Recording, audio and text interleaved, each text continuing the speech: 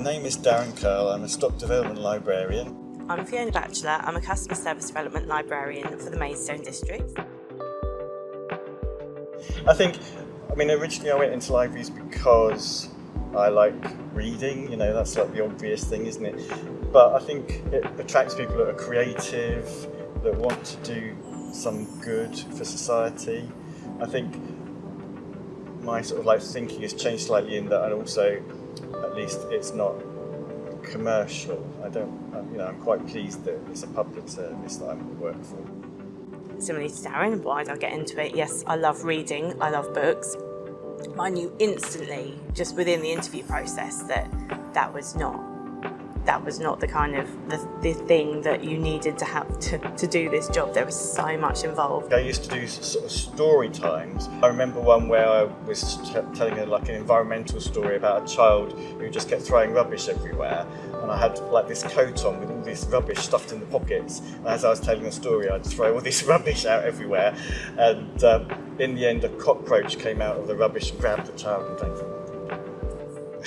That's brilliant. Oh, the best story I've ever done, as in reading a story to a child. I think it has to be when I went to a school and I read The Bumble Bear, and when I first went in and sort of chatted to the children, they sort of all look at you a bit like, and I was like, I've got to win these children over. I need to sell it to these children. I need them to love me reading this story. And I just got so involved, I started buzzing around the front of the audience, room full of children and teachers, and the children were getting more and more animated, and the teachers were sort of stopped kind of staring into space, and at the end they just all went, yeah! And it was just delightful, and that was the point that I was like, this is it, this is what I want to do. If you read with enthusiasm and passion and happiness and joy, the inspiration that it gives those children to come back for more, either to the library or borrowing lots of books to take home, the amount of children who have joined the library because myself and my colleagues, I'm not the only one who does this, obviously, we do this all across the county, go into a school and read books with enthusiasm. You see them come back because they've seen somebody so passionate and enthusiastic and joyful. You're developing that love of reading. My job is quite a bit removed from public, so having since we've sort of moved into the arena of social media, it's much better in terms of being able to engage with people. So through Kent Library's book chat, I post on there, and it's great to sort of get feedback and find out what people are reading, what they're enjoying, sharing, as Fiona says, that love of literature.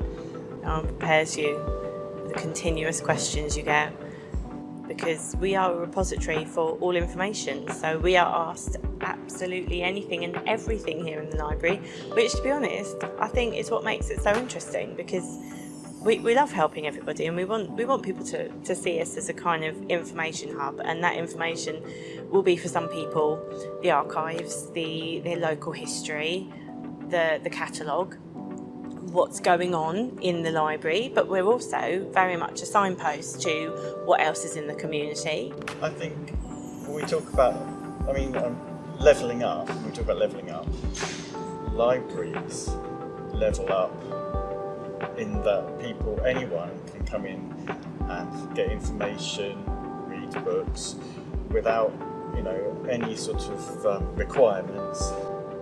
I think that's what's so important, isn't it? Is that we are inclusive, we are accessible, our stock is inclusive and diverse, we're free, we have free loans and free ebooks and free online services and free reference and research, and that is so important. We tackle that gap in attainment. We provide that, what's needed to help reduce that gap. That gap is so often unfair. It's so often that a lot of things cost money. Our regular events are free. Our rhyme times, story times, often holiday, craft, arts, homework clubs, Lego clubs, They're free. Our talk times, our support for dementia-friendly libraries, our ITs, our PC, our Wi-Fi.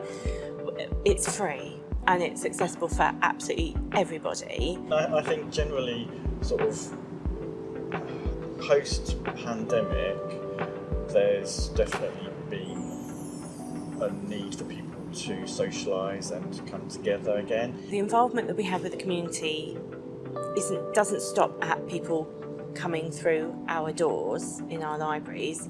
We have mobile libraries that go out and visit those communities, and we have home library service where people are taking books to their doorstep because they're unable to get to our libraries, and we offer digital support in a similar way.